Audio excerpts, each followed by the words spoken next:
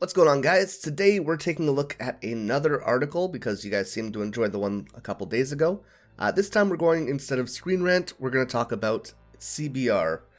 If you know anything about me, I'm not a big fan of CBR. I think a lot of their lists, how do I say this nicely, are dog shit. So I'm not expecting too much from this one, but it might be funny to talk about and laugh.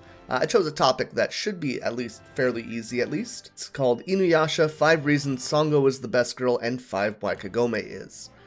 Now, this is a kind of running joke I have with my friends in terms of CBR articles, where they'll always be like, 5 superheroes stronger than Batman and 5 that aren't.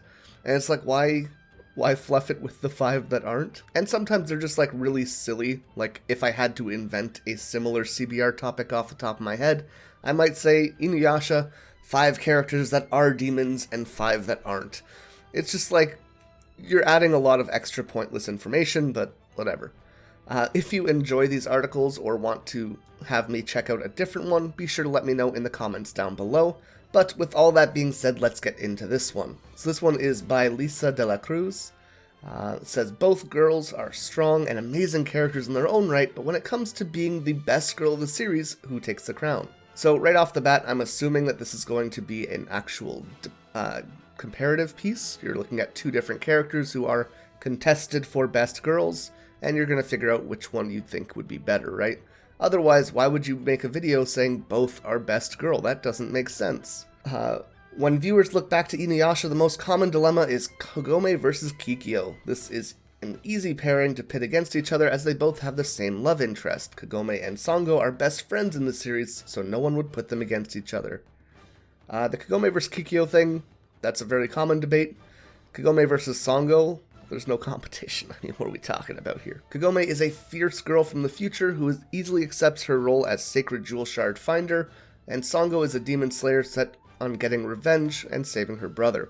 Both are strong and amazing characters in their own right, but when it comes to being the best girl of the series, who takes the crown?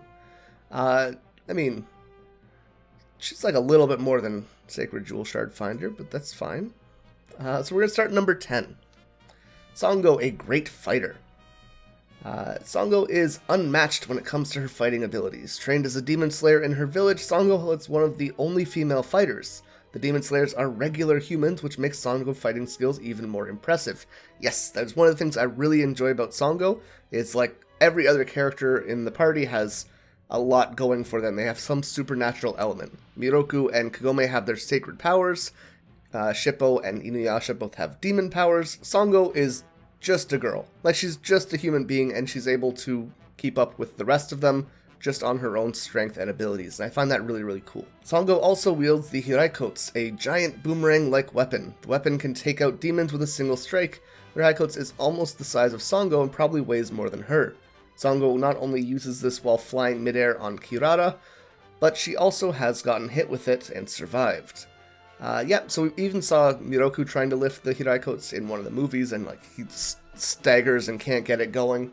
But yeah, so all of that's fair. Definitely a good point why Sango is so cool. Looks like we're going to compare that with Kagome's fighting abilities through sacred powers. Being from the current era, Kagome had 0 training in anything combat related. However, that doesn't stop her from being a useful fighter in demon battles. Being Kikyo's reincarnation, Kagome possesses spiritual powers. She can send sacred arrows with magical abilities. She's also able to surpass many barriers and is immune to illusions or spells and can sense evil auras. Yep, I think that's something a lot of people leave out when they talk about Kagome's abilities, is her resistance to illusions, like we saw with the Muona and Naraku's traps and all that.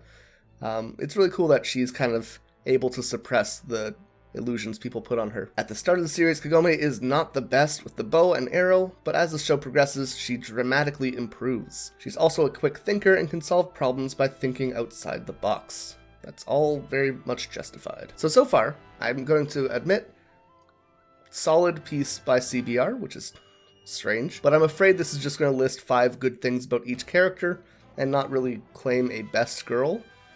So we'll see when we go. If they're just doing like 1, 1, 1, 1, and like, doesn't that mean Kagome gets the number 1 spot? That's fine. Sango, great sister. Sango's biggest driving force in the fight against Naraku is her brother Kohaku. Kohaku is Sango's younger brother, but Sango often looks out for him in a motherly nature. Kohaku was very insecure about his demon-slaying abilities, but Sango was able to encourage him. That went well.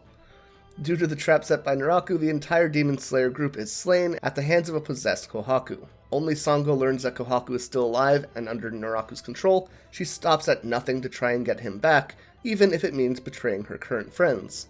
Yep, and all of that is true, obviously. I think that one of the parts of things that makes Sango an interesting character for me is the kind of rope that Naraku has around her. Because he's controlling Kohaku for so long, Sango can't really act freely, and you can use her as this character that's kind of in between two different groups. And you can kind of use her as this character with a lot of tension on her that can progress the plot in many different ways, and I really like that about her in general. Kagome, great friend.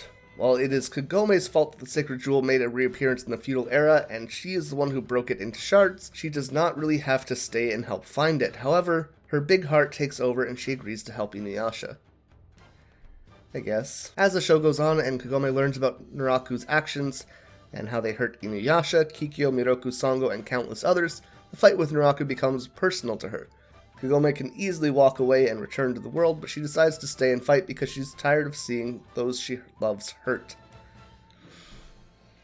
That's a stretch, right? Like, yeah, she's definitely there because she wants to support her friends and she wants to find the jewel shard, but I think typically it's more of like a duty thing, like she's the one that broke the shard, she needs to fix it kind of thing.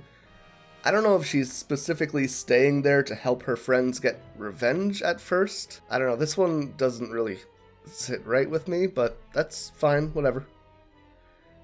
6. Sango's maturity. Sango is so headstrong, it can easily be forgotten that she's just a teenager, not much older than Kagome. At only 16 years old, Sango is one of the best demon slayers from her village, surpassing grown men. She was also a maternal figure to her brother Kohaku, who she is only 5 years older than. Kind of repeating points from earlier.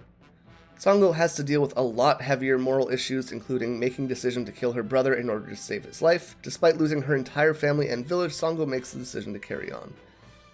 Yeah, that's all okay.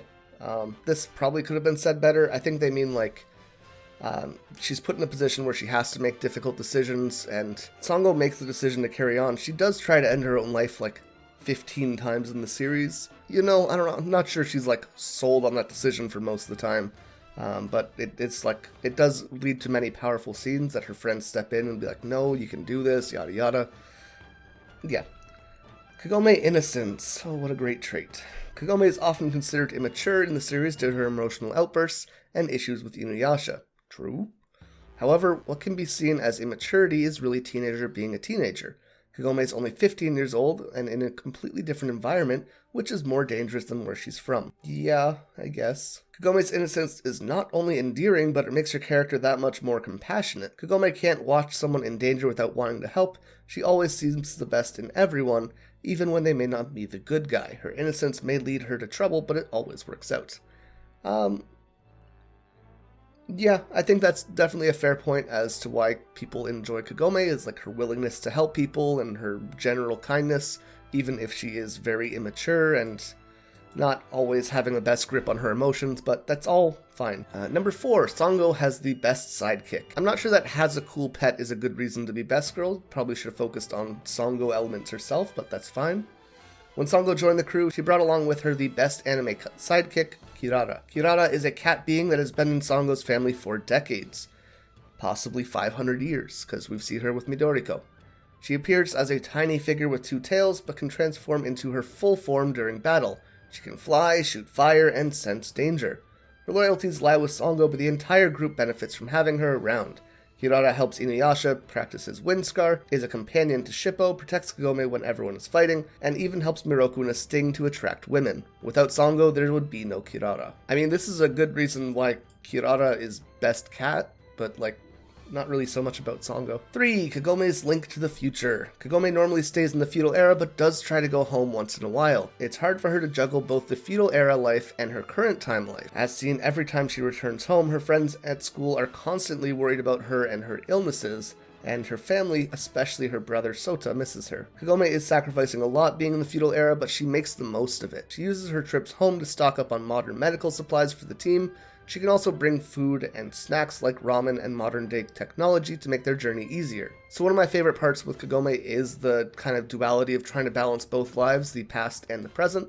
I think that's a really cool angle for her to be dealing with. And it's one of the things that Rumiko had a difficult time actually ending the series with. She wasn't sure if she wanted to have Kagome stay in the past or live in the future. So yeah, it's definitely a really interesting point in the series that makes her a pretty great character. Number 2, Sango, Rational Lover.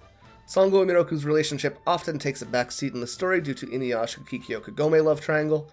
That's mostly due to the fact that it's less dramatic and more of a slow burn. Early on, Sango and Miroku take well to each other and share a lot of intimate moments. Fighting side by side together, they spend a lot of time commenting on Inuyasha and Kagome's relationship. Yeah, one of my favorite parts of their relationship in the story was always how they would comment on Inuyasha and Kagome's. If they would do something stupid, both Miroku and Sango would be like, "Ugh, those kids over there don't know what they're doing," and then kind of do like a downplayed version of it themselves. Was really cute.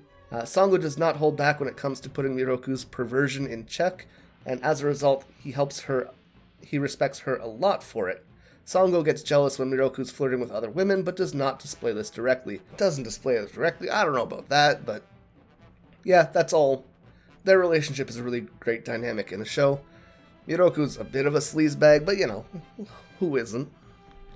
Number 1, Kagome Fierce Lover. When it comes to her love life, Kagome may not have it all together. In her current time, her classmate Hojo is always pining over her, but back in the feudal era, Koga falls in love with her and wants to steal her away from Inuyasha. Inuyasha struggles to sort his feelings for Kagome as he is still in love with Kikyo. Through all this, Kagome remains loyal to her love of Inuyasha. She's understanding that Kikyo came before her, and as a result, Inuyasha has complicated feelings. While she may be settling for what she can get from Inuyasha at the moment, in the end she knows she's alive and has something Kikyo never will. That's a hell of a take. Yeah, so I really like the part of Kagome kind of understanding that Inuyasha has a past with Kikyo and that will lead to complicated feelings as, you know, she was brought back to life. When you have a relationship that kind of ends because one of them dies, that's kind of a lot to take in general at the best of times, but when that person comes back to life, you know, it gets complicated. And that's one of the aspects of the love triangle that I really like, that I think kind of takes it above a normal love triangle. I could do a video talking about that, actually. That'd be kind of cool. If you guys want to see that, let me know in the comments. But I don't think the argument that I'm alive, I'm better than Kikyo has ever really come out of Kagome's mouth. Not like directly anyways, but I don't know. There is no conclusion to this article. It's just 5 reasons both people are good. So that's like one of my problems with CBR is like, the article doesn't matter, right? There's no point to it. It's just like, here's 5 things. But yeah, these are both like at least decent lists of these characters being good. I think there was like 1 each that I disagreed with, which fine. I obviously love Sango. She's just such a cool character for me. And I definitely respect that there's a lot of good elements of Kagome, but she's not really one of my favorite characters in the series. I get that a lot of people like her a lot, but I don't know, a little bit emotional for me, but it is what it is.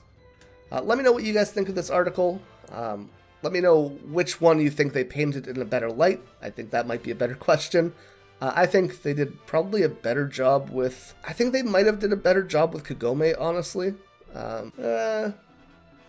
No, I think they did do a little bit better with Sango, but that's kind of up for debate.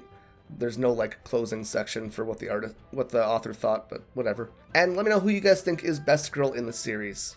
If you did enjoy this video, remember to leave a like and subscribe to the channel for more. And as always, I want to give a big thank you to our patrons, with our Dai Yokai Jacob Wiley and Iffy Babes, our Yokai Amelia Hellman, NL Cruz, Janice Not Janice, and Lucifina Akuma, and our Hanyo, Anthony Hogan, Brittany K, Eli Kanem, Kiwi Dog, Love the Kiwi, Michael Grayco, Mochi Num Num, Nega Kitty, Samantha Olsen, Savage Camel, Simon Electric again, Suki Neko, and Ziv. Thank you guys so much for watching, and until next time, remember to stay excellent.